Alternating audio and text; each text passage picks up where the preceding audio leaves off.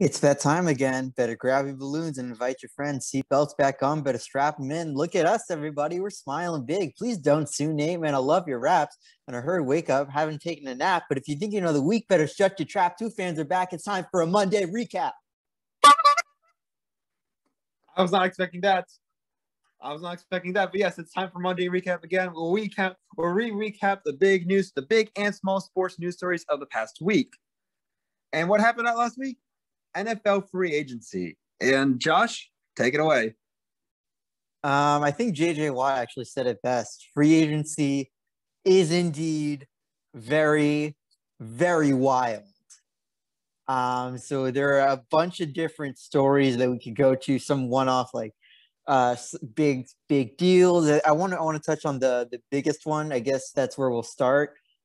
But Trent Williams signing 6 years for $138 million with the San Francisco 49ers. And so far, by the way, I should add, that's the only one player this free agency that is signed for, not if you include Dak Prescott, I guess, because he was still technically an extension.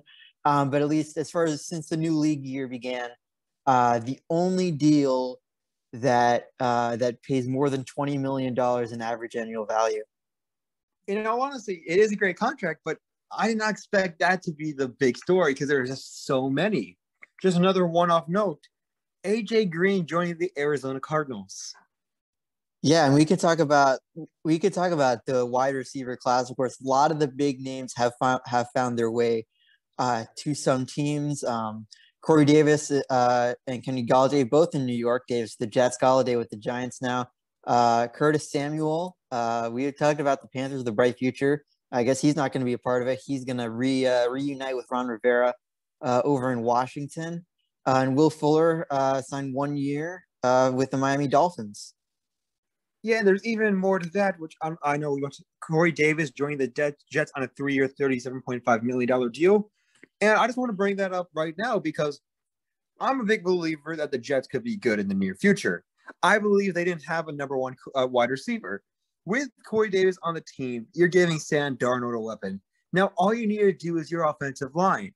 The Jets are in good position to become a playoff-bound team. See, here's the thing, is that the Jets are the Jets.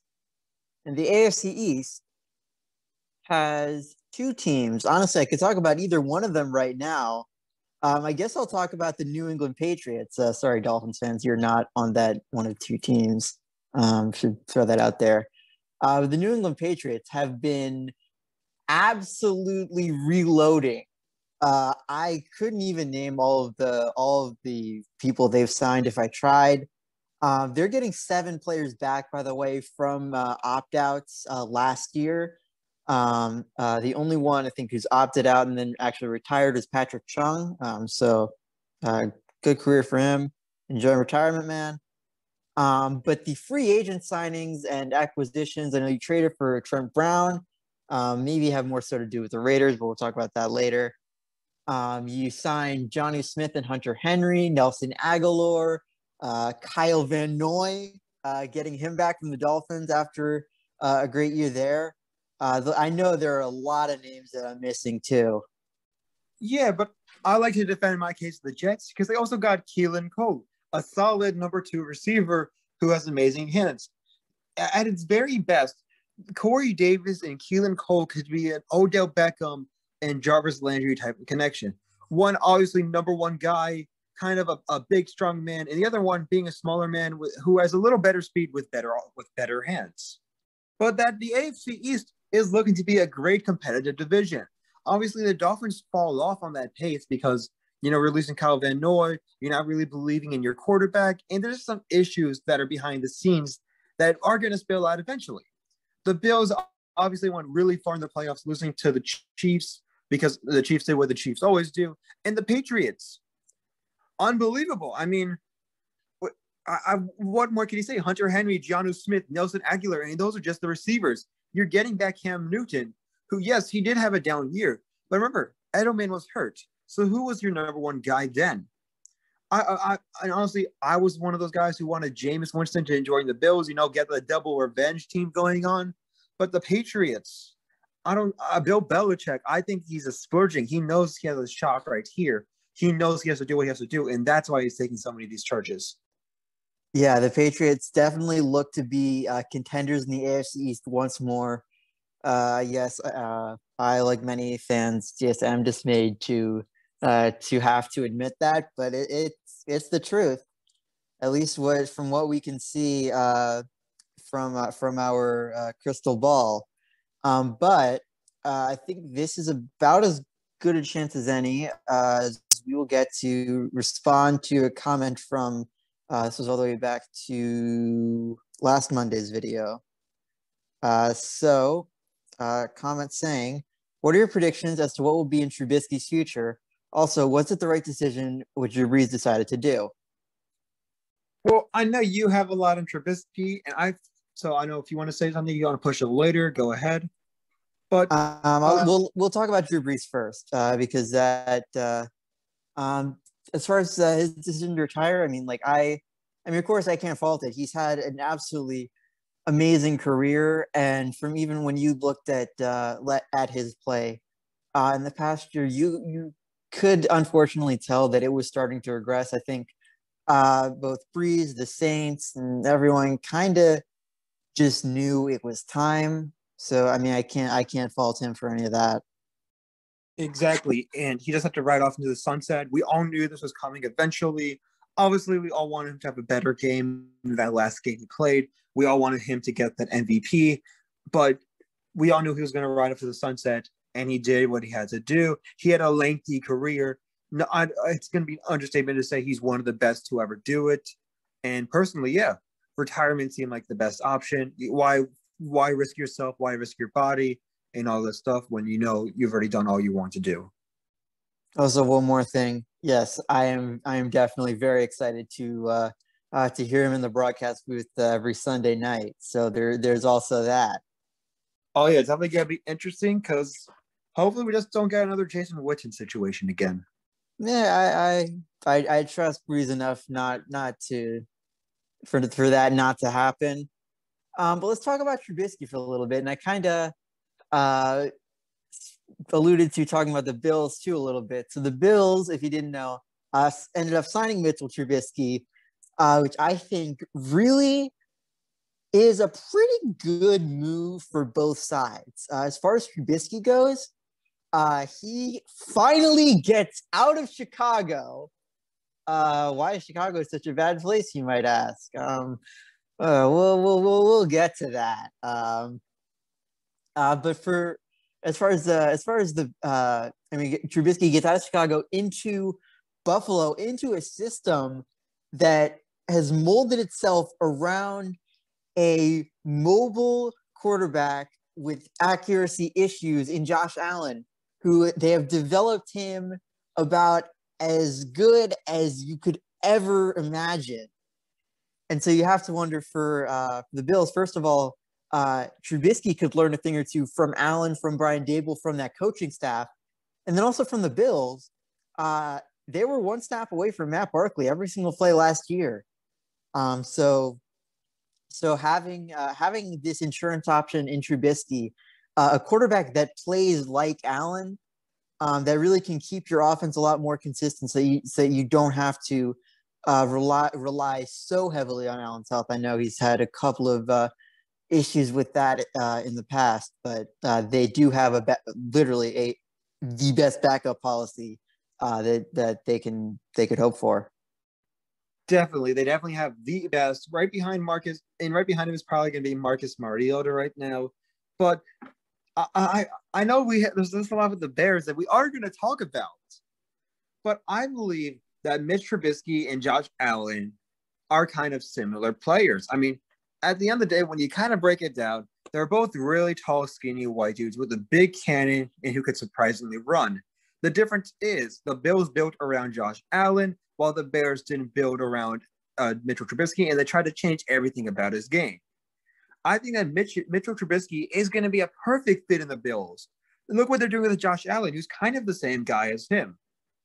I think that there's a lot of highs that could happen with that, and you're getting out of Chicago, which is always going to be a plus.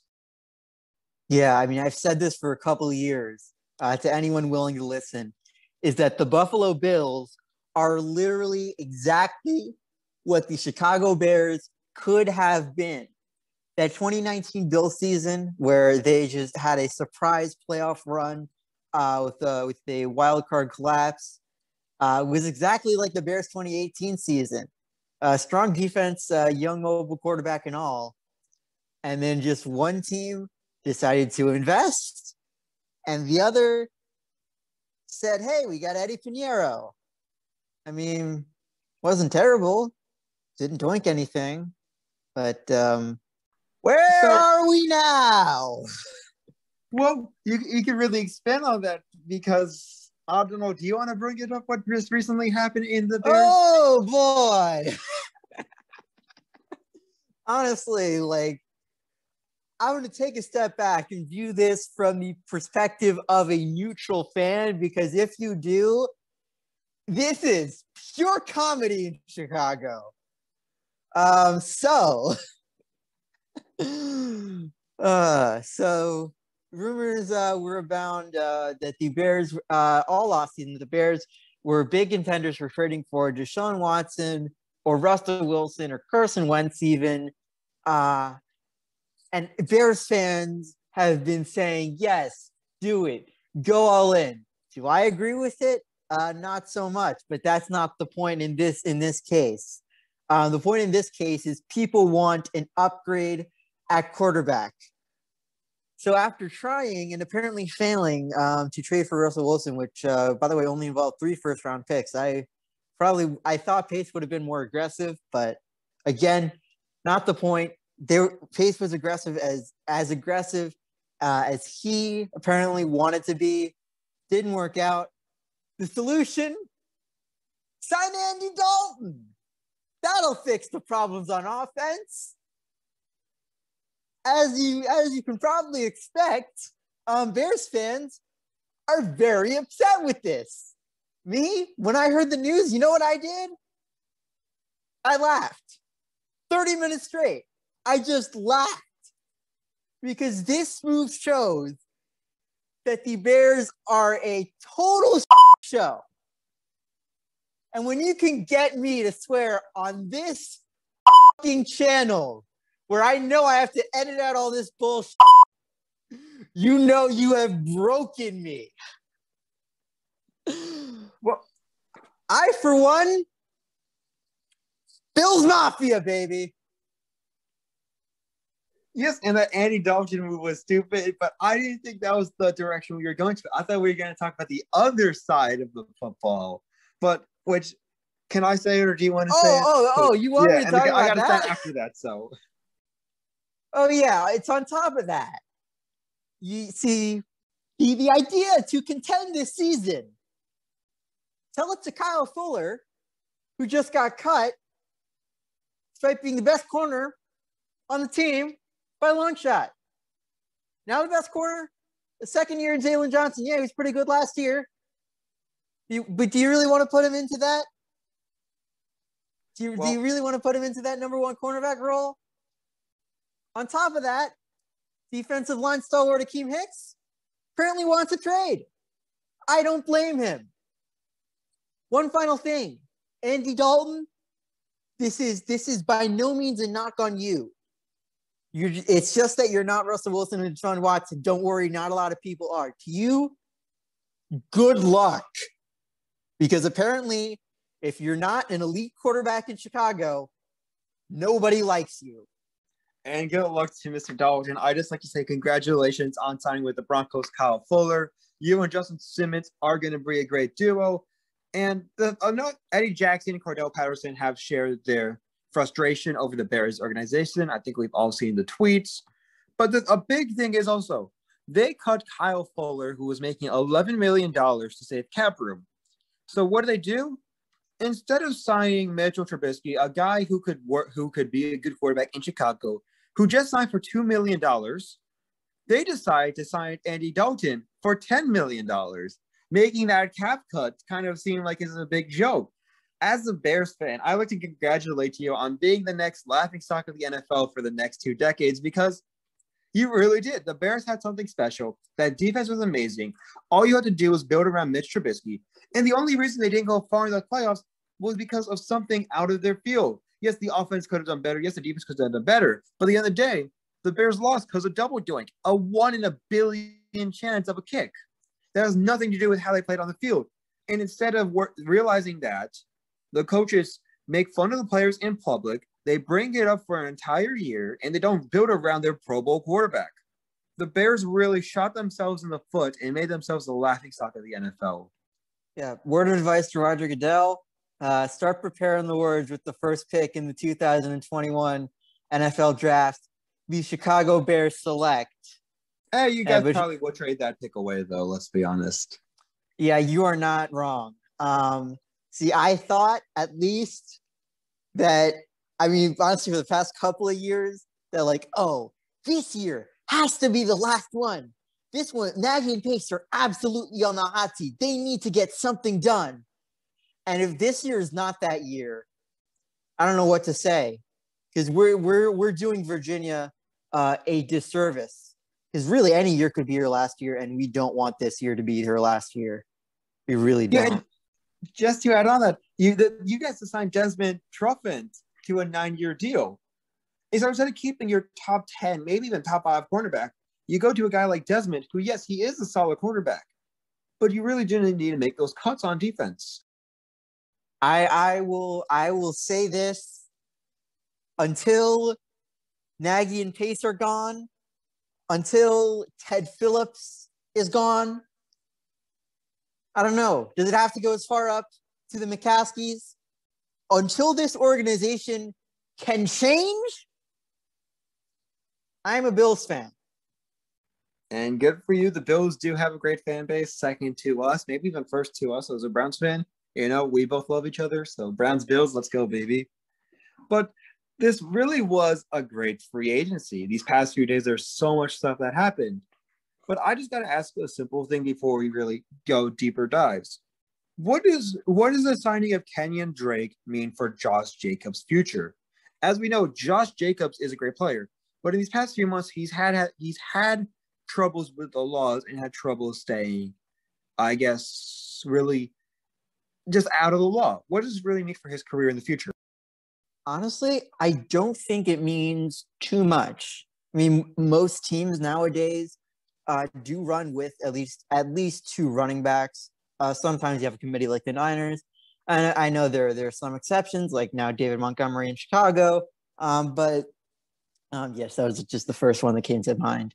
But sort of the running back tandem is something that's getting to be more common nowadays. So I wouldn't put too much stock into it. What I would put a lot of stock into, as far as Josh Jacobs, is how the Raiders have been gutting their offensive line. Their Pro Bowl center, Rodney Hudson, was released this past week. It wasn't even a cap space move. It was a $2 million cap hit. They've also traded their tackle Trent Brown to the Patriots, as well as Gabe Jackson to the Seahawks. And yet it seems like they want to go into rebuild mode. But if that's the case, then why not shop Derek Carr? Because you could get some value out of him. Or otherwise it just seems like you just don't care about an offensive line and just want to build a fantasy football team. Yeah, and that's what it seems like. Obviously, the Raiders' offensive line was one of the most underrated in the NFL. And here's the thing. You could have also shipped out Marcus Mariota. You could have just shipped out almost anyone. Why did you have to just completely destroy your offensive line? It really doesn't make sense. It really seems like they're going to a rebuild mode. But the thing is, just like the Bears, they're destroying the things that make them good. They're not rebuilding for the sake of, yes, we need to do this. They're rebuilding on assets that they should have kept. Instead, the Raiders seem like a joke right now. They let go of all these amazing guys. They traded some of these guys away. And this wasn't a free agency where a lot of offensive linemen were high prestigious guys. And in fact, I want to talk about someone's future later in the episode, but offensive linemen weren't so big in the draft, obviously in the free agency. Obviously, this was a receivers, cornerbacks, and linebackers year. So for the Raiders to do this, Again, they shot themselves in the foot. I also do want to talk about one more team in the AFC West making questionable offensive line moves. Not necessarily from selling, but from the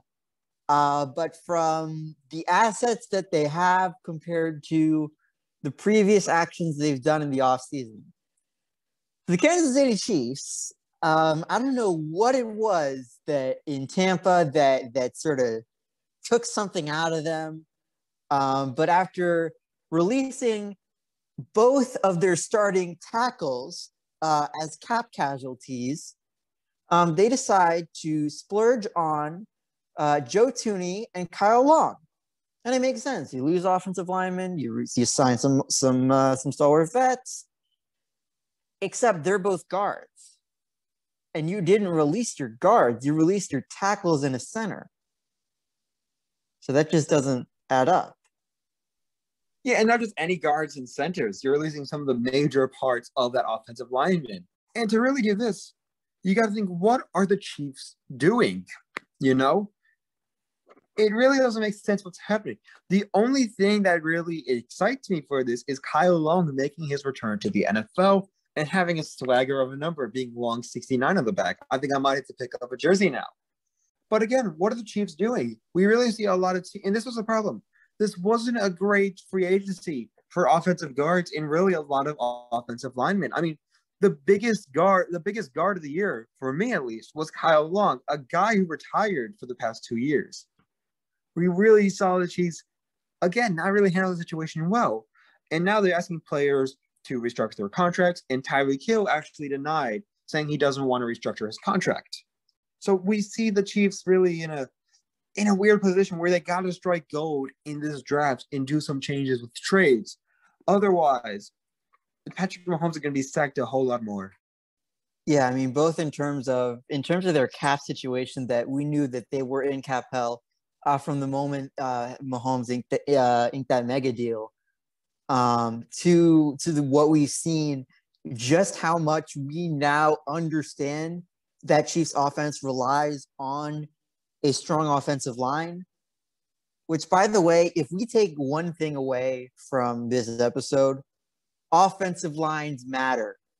They absolutely do, and don't let anyone tell you otherwise.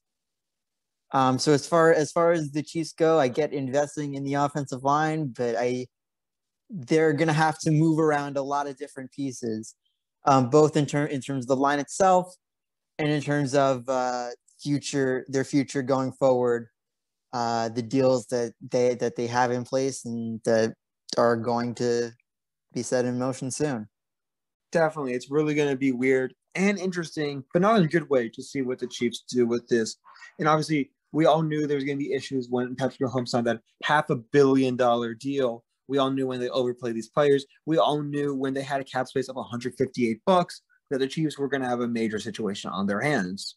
But to do something like this, it really doesn't make sense as a fan to see what they're doing. And all we could do is see and have time tell what will happen. For all we know, Kyle Long and Joe Thuney used to switch positions.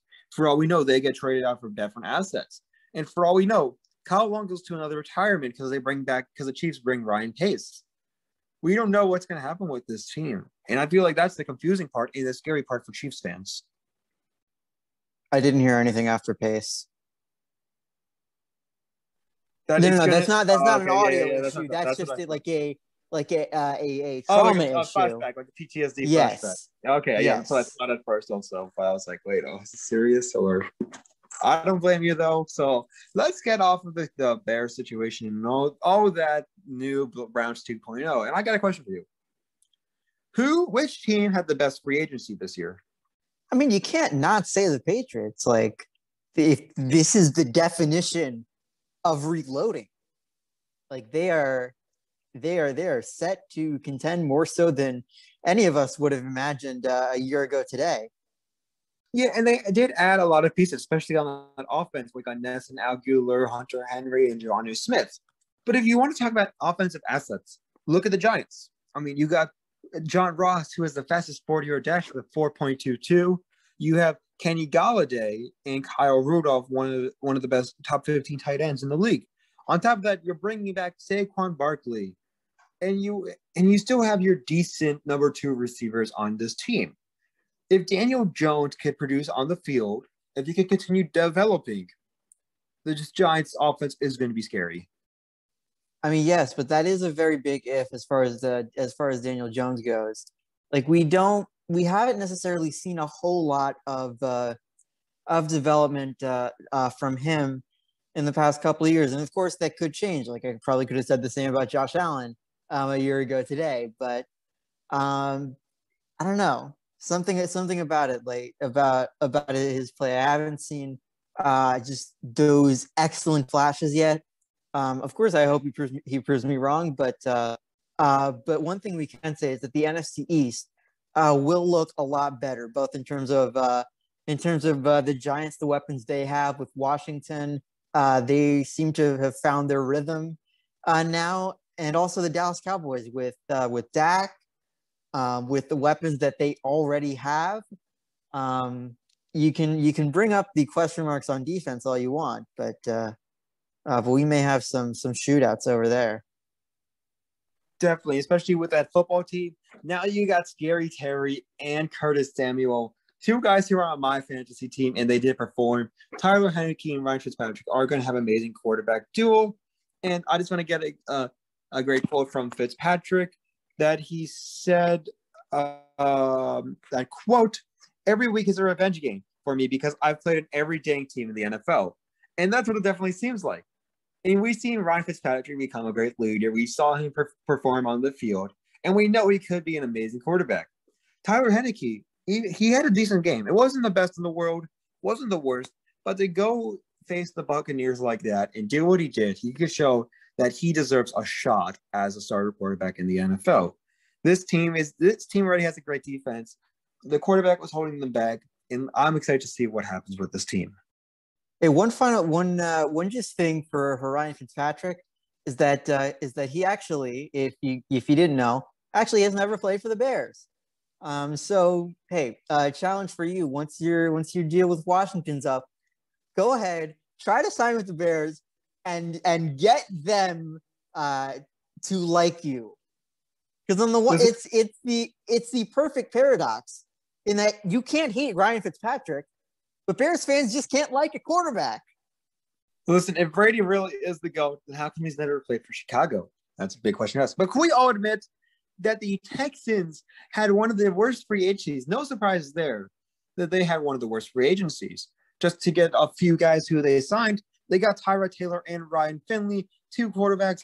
Tyrod is a great quarterback, definitely deserves his shot. He was a starter in front of some amazing guys, including Justin Herbert and Baker Mayfield, but including Ryan Finley. Really, I mean, we all know there's problems with Deshaun Watson, and you already had your guy, but now you're getting the second or third straight quarterback. But sometimes I did like with them was getting Phillip Lindsay, one of the most underrated running backs in the NFL today. I think the Broncos did him dirty by signing Melvin Gordon and making him the number 2 guy. But they really never fixed anything that Deshaun was really arguing about. I mean, he wanted the weapons, he wanted the line, a pretty stacked defense. So what do? You signed another running back on top of Mark Ingram, and you signed 2 quarterbacks. Yeah, I don't think anyone is trying to hide that the Texans are going into a very deep rebuild. Of course, delayed by Bill O'Brien moves of the past, trading their pick to Miami this year, 3rd overall pick. Yeah, I think Jamar Chase could have helped this rebuild, but it's just a sense of wait till next year. And Texans and Bears fans, gonna be a rough season. At least you guys have each other. But something interesting about the Dolphins that I found out recently is that they don't have a guy who's over the age of 30. Their oldest guy is Jesse Davis, who is 29 and 187 days old. This is the team that knows how to rebuild. They know how to get these younger guys. And that's definitely going to be interesting to see. And while I do believe the Dolphins really screwed up by releasing Kyle Van Noy, the AFC East is going to be competitive. It is going to be interesting to see. It is going to be fun to watch. Yeah, can't add much to that. Like we knocked the Dolphins a lot for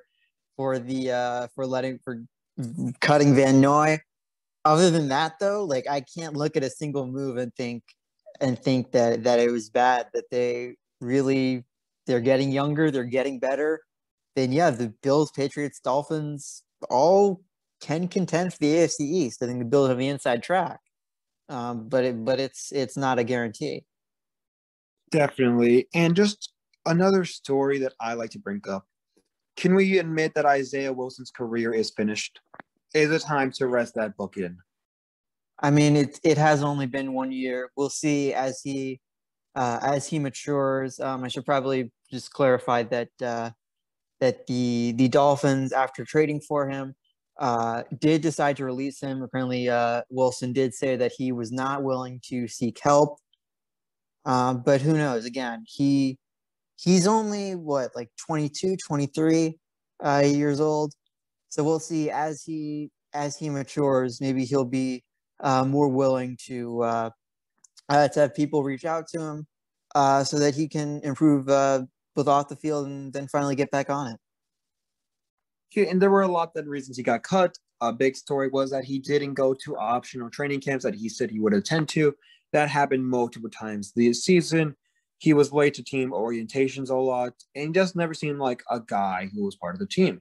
He obviously, when he signed when he got with the Titans, he was 30 to 40 pounds overweight, and there were a lot of issues there.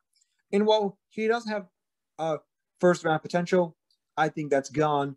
And right now, I just want him to focus on his mental health and especially off the field, because right now there's no place for him on the field. I hope he gets the help he needs, but that's all I could say about that.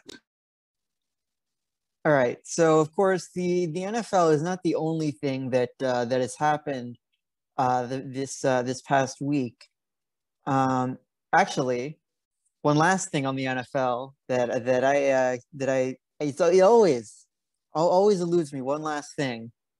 But the NFL has new TV deals coming up. That really, I think, just two bits of information that might be of note to some. Number one is that there are more flex options now for late season Monday Night Football games, so that you could see those games start to change. That will help Monday Night Football be more interesting, so where you're not going to get some I don't know, like Panthers, Washington matchups. I mean, no offense to either of those teams, but they're not exactly prime time. So you're going to start to see more prime time matchups Monday Night Football. Yeah, and that's something a lot of the fans really want to see. A lot of us didn't want to see some quote unquote garbage time games, because a lot of issues were that a lot of the Monday games really weren't that good. They really weren't that interesting. The teams kind of felt mismatched, and they really didn't feel like they were playing with what a Monday night game should be. And so a lot of these games felt like these were Thursday night games. But now I think we're going to see a lot more entertaining games, and not just on the field productions, but just who the two teams are playing and rivalries, interesting teams with good records, teams with that could put up good fights. And it definitely is going to be interesting to see how this goes, but it's only going to be for the better. Yeah, the second thing that it also does is that it changes up the Super Bowl cycle. So as far as, like, normally for the past, I don't know, however long it's been CBS does it 1 year, then Fox, then NBC. But I think I don't know if the order is changing. But you're adding in ESPN, so now it's a 4-year cycle over the next 7 years, next 7 years. I don't know where the math goes into that. I think it's actually next 11 years. Someone can fact check me on that, but CBS, Fox, and NBC are all going to be doing 3 Super Bowls for the duration of the deal, and ESPN will be doing 2. Yeah, that's really big for them. We've seen ESPN now; they have these they're continuing the football deals, and they're also having the NHL coming back. It's really going to be great to see how this works with them. All right, let's move on now to March Madness, because that is in full swing now. At the time of recording this, I know we're actually a little bit late today, but at the time of recording this, I think 2 games today have been completed. Oregon and Gonzaga winning both of them. So we have 6 games left the rest of the day until the Sweet 16. And there have been a lot of surprises. Oh, definitely. Just say a lot of them would definitely be an understatement. And just some of my favorite from yesterday. Number 8 Loyola College beating number 1 Illinois 71-58. Number 11 Syracuse beating number 3 West Virginia 75-72. And just the Loyola game. I'm a big fan just because of Sister Jean. You know, I think a lot of us are just big fans. It doesn't even matter what your religion is, but she's just amazing to watch. She's like it's like watching Betty White in an interview. You know, you just gotta tune in. You just gotta be smiling and be happy about it. And with whoever was playing Gonzaga in the first round, I don't even know the team. They're out, and since Iona's out, I am a Loyola fan. I want them to win it all, and I want to see how far they could go. Yeah, I don't blame you. I know they were very underseeded. You know, their Ken Palm rating, if you don't know what that is, it basically ranks teams 1 through 300 whatever, widely respected among the NCAA community. Loyola Chicago was actually generally at the start of the tournament ranked in the top 10, and yet winded up as an 8 seed. So it doesn't see. I mean, it was understood that they were underseeded heavily, but I will say I have them going to the Final Four in my bracket. So I mean, I'm right there with you. And who can't hate Sister Jean? I know her scouting report against Illinois was a big reason why they won. But that goes into so many of the top 4 seeds that have actually lost so far, and we're not even done with the second round, so there's still room for more. Like we said, the 1 seed Illinois, they lost. Half the 2 seeds are gone. Ohio State lost in the first round to Oral Roberts. Iowa just lost today to Oregon. 2 more 3 seeds have also lost. West Virginia in the second round to Syracuse. Texas in the first round to Abilene Christian. And then there's only 1 4 seed remaining. Purdue, Virginia, and Oklahoma State have all been knocked out. Yeah, and that's crazy to think. And this is also a big thing that I say. Stats, ratings don't matter. It doesn't matter if you're first or last. It matters how well you play as a team and how well you play individually. If you're willing to be a team player, willing to hustle out, willing to put everything on the floor, you're just going to play as a better team. And we've seen a lot of these guys play as tough as they did. And just you go back to your state, like Oral Roberts. Yesterday, they were ranked 15th. They beat the number 7 Florida. And then this past weekend, again, they beat Ohio, which, if I'm not mistaken, where would they rank? Like number 2, number 3? You know, they just keep having that push. And there's a reaction video when Ohio State, when they were announced that they were going to play Oral Roberts, no one knew who they were. You could see on the face that they were just like shocked. They were like, who are these guys, you know? And Oral Roberts really put it on the floor. And they're a surprise team for this year. I do want to say, however, don't send the players death threats. If you don't hear, E.J. Little of Ohio State University has been sent death threats multiple times. Don't do that. You already cursed already, so I'm going to say you're just a fucking asshole. Don't do that. Don't be a prick. You know, that's not nice. At the end of the day, it's just someone playing basketball at the end of the day. Yeah, absolutely. Like it doesn't matter whatever sport it is. I know, like, even whether it was Cody Parkey a couple of years ago, whether it's EJ Little now, anything in between. At the end of the day, it's just a sport, and you can be as mad as you want, but just why are you going to threaten someone's life over it? But while we're on the topic of big upsets, there is still a lot of double-digit seeds still alive and on their way to Sweet 16. Like we said, number 11, Syracuse, after upsetting West Virginia. Oregon State, late last night, they beat number 4 Oklahoma State, and as well as projected number 1 overall pick Cade Cunningham. So I mean that's a big accomplishment there on their way to the Sweet 16, as well as a 15 seed Oral Roberts, by the way, being only the second 15 seed in history to make it to the Sweet 16.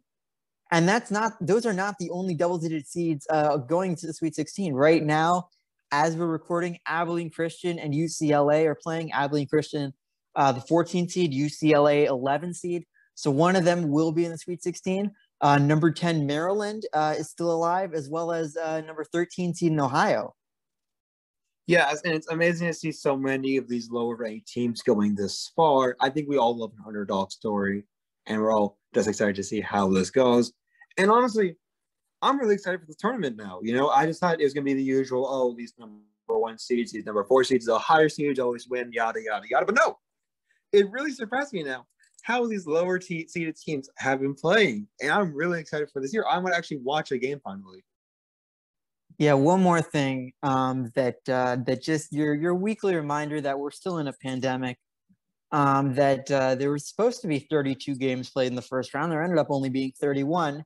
Oregon, who just beat Iowa today, advanced to the second round by default after multiple positive COVID tests came back from VCU, who they were supposed to play in the first round.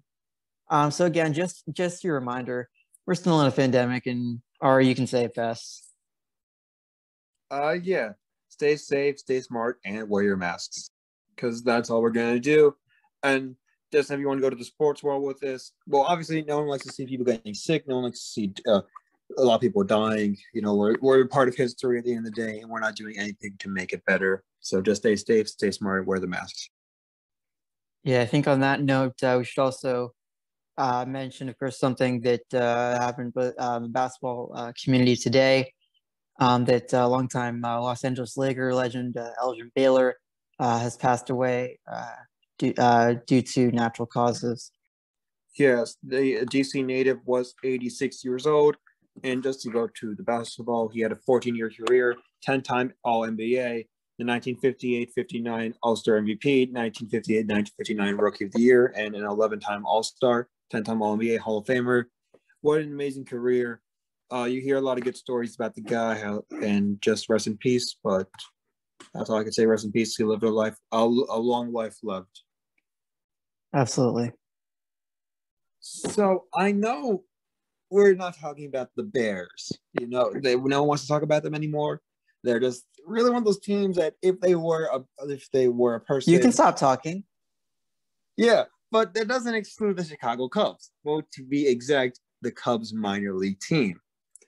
And for those who don't know at home, their minor league team pitcher, Jesus Camargo, was arrested Wednesday night, facing 4 felony drug charges in Colorado. For those who don't know, Camargo was on his way from Arizona to Denver when the police pulled him over after he was speeding and drifting in other lanes. When he was pulled over, the cops found in a Chicago Cubs duffel bag 21 pounds of meth and 1.2 pounds of Oxycontin pills. He's facing distribution of Schedule 2 meth, distribution of Schedule 2 Oxycontin, possession of Schedule 2 meth, and a possession of Schedule 2 drugs charges. He is on jail, and his bond so far is $75,000. Yeah, it's just something that you... He said that he was paid $500 to transmit the drugs. It's just something that you hate to see. I don't really know what more I can say to that.